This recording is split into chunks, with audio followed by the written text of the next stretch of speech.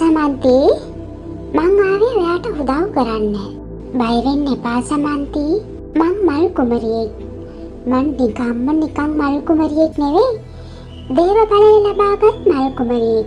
මට පුළුවන් ඔයාට උදව් කරන්න. ඔයාගේ ප්‍රශ්න හැමදේම මං දන්නවා. හැබැයි සමන්ති මාව දැකපු බවක්වත් මගේ උදව් ගැනවත් කාටවත් කියන්න එපා.